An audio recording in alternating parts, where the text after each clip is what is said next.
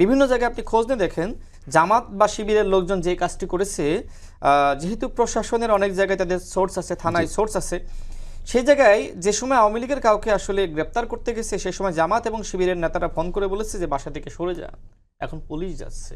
অর্থাৎ জামাতের টার্গেটটা ছিল মূলত ক্ষমতায় আসা। এখন ক্ষমতায় আসার জন্য কার পতন হয়েছে, আর কে স্বৈরাচার, কে শেখ হাসিনার লোক, এইটা আসলে জামাতের আমির বাছবিচার করে নাই। তার একমাত্র টার্গেট ছিল ক্ষমতা। আর ক্ষমতায় যাওয়ার জন্য তিনি বিএনপি সম্পর্কে নানান ধরনের বয়ান সৃষ্টি করেছিলেন। এমনকি ওই সময় জামাত এবং শিবির ফেসবুকে এমন একটা তারা হাইপ সৃষ্টি করেছিল যে জামাত এবং শিবিরই ক্ষমতায় আসতেছে। দেখবেন ওই সময়কার ফেসবুকের যতগুলো জরিপ, এমনকি অনলাইনে যতগুলো জরিপ করেছে বিভিন্ন গণমাধ্যম, প্রত্যেকটা জরিপে কিন্তু জামাত এবং শিবির ক্ষমতায় চলে এসেছিল।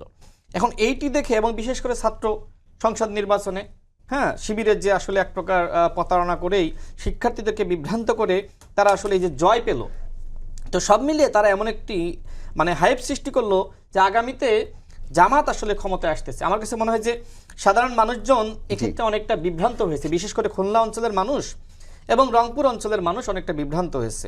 এখন জামাতের আমির যেহেতু নিজেকে প্রধানমন্ত্রী ভাবা শুরু করলো, তাই না, নির্বাচনের ফলাফল ঘোষণার আগ পর্যন্ত জামাতের আমির ধরেই নিয়েছিল যে আমি হতে যাচ্ছি আগামীর প্রধানমন্ত্রী।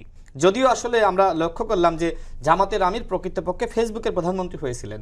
এখন এই যে প্রত্যেকটা জরিপে এবং ওই ধরনের হাইপ সৃষ্টি করা হয়েছিল যে জামাত ক্ষমতায় যাচ্ছে, জামাতের আমির প্রধানমন্ত্রী হচ্ছেন, যেহেতু বাস্তবে তিনি প্রধানমন্ত্রী হতে পারেননি, ওই ক্ষোভ এবং রাগের বশীভূত হয়ে তিনি প্রায় বিএনপি সরকারের পতনের হুমকি দিচ্ছেন। তাদের একজন বলা যায় যে জামাতের যে জোটের একজন নেতা কর্নেল অলি আহমেদ, তিনি বলেছিলেন জামাতের আমির ডক্টর শফিকুর রহমানের নেতৃত্বে ছোট ছেলে নাহিদ ইসলাম, ঠিক শব্দটা এরকম ছিল, এবং মাওলানা মামুনুল হক, এই তিনজন যদি একতাবদ্ধ হয়ে রাজপথে নামে সেক্ষেত্রে বিএনপি সরকারের 7 দিনে পতন হয়ে যাবে। দেখেন 7 দিন ইতিমধ্যে অতিবাহিত হয়েছে, আরও 7 দিন অতিবাহিত হয়েছে, আরও 7 দিন অতিবাহিত হতে যাচ্ছে। দেখেন এই বাংলাদেশে নাহিদ ইসলাম যেহেতু আগেই বলেছে জামাতের নেতৃত্বকে দেশের মানুষ গ্রহণ করবে না, সুতরাং এই যে জামাতের নেতৃত্বে যে এই মুহূর্তে 11 দলীয় জোট, এই 11 দলীয় জোট, যদিও 2 দল আসলে চলে গেছে ইতিমধ্যে, এই 9 দলীয় জোটের নেতৃত্বে, জামাতের নেতৃত্বে বাংলাদেশে বিএনপির বিরুদ্ধে যতই আন্দোলন করুক না কেন সেই আন্দোলন সফল হবে না। আমি জামাতকে একটি পরামর্শ দিয়ে শেষ করব, শোনেন, জামাতের যেহেতু এই জায়গাতে আসলে আওয়ামী লীগের কৃপাটা তারা কোথায় পাচ্ছে না, এখন তো জামাতই আওয়ামী লীগ হয়ে গেছে এবং জামাতের আমির এই যে আওয়ামী লীগকে সাধারণ ক্ষমা ঘোষণা করলো এবং বিভিন্ন জায়গায় আওয়ামী লীগকে আসলে এক ধরনের বলা যায় তারা নিরাপত্তা দিচ্ছে। এমনকি দেখেন এই যে আব্দুল্লাহ মোহাম্মদ তাহের ভাই, আমাদের রাসেল ভাই এলাকার মানুষ, তাই না, ওই এলাকার এমপি, তিনি কি বলেছিলেন, মুজিব ভাইয়ের যারা আছেন তারা এবার আমাকে ভোট দেন, এতদিন মুজিব ভাই আপনাদেরকে নিরাপত্তা দিয়েছে, এখন আমি এমপি হলে আপনাদেরকে নিরাপত্তা দিব। এছাড়া দেখেন ফরিদপুর 1 আসনের যিনি এমপি আপনার ইলিয়াস মোল্লা, জামাতের এমপি, তিনি কি বললেন, তিনি বলেছেন যে আওয়ামী লীগের লোকজন যদি আমাদেরকে ভোট না দিত আমরা কি এতগুলো আসন পাইতাম? আওয়ামী লীগের লোকজন যদি আমাকে ভোট না দিত আমি কি এমপি হতে পারতাম? ওই চাঁপাই নবাবগঞ্জের জামাতের একজন নেতা, প্রভাবশালী নেতা, তিনি কি বলেছিলেন, তিনি বলেছিলেন যারা আওয়ামী লীগের আছেন তারা যদি জামাতে যুক্ত হতে চান তাদের দায় দায়িত্ব জামাত ইসলাম নেবে।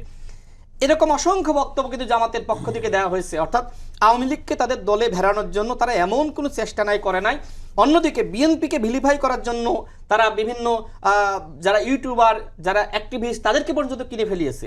এমনকি তাদের যে সাইবার টিম, সেই সাইবার টিমের মাধ্যমে তারা এমন একটা পরিবেশ সৃষ্টি করেছিল, কেউ যদি বিএনপিকে বা আমাদেরকে গালি দেয় তাকে পুরস্কৃত করা হচ্ছিল। এবং ওই যে এটা বলে শেষ করি, দ্য ডিসেন্ট একটা জরিপ করেছিল যেখানে ডাকসু নির্বাচনের আগে এই যে আব্দুল কাদের তো ডাকসুর ভিপি হওয়ার কথা ছিল, তাই না, সেখানে সাদিক কায়েম কিভাবে ডাকসুর ভিপি হলো। দ্য ডিসেন্ট যে আসলে জরিপটা করেছে সেখানে বলা হচ্ছে হাসনাত আব্দুল্লাহ একটি পোস্ট করেছিল এবং সেই পোস্টে শিবিরের সবাই বা গুপ্ত অবস্থায় অনেকে ছদ্মবেশধারী যে আইডিগুলো রয়েছে তারা কমেন্ট করে বলতেছে যে এইটা বন্ধু 2024 নয়, ডাকসুর ভিপি হবে সাদিক কায়েম।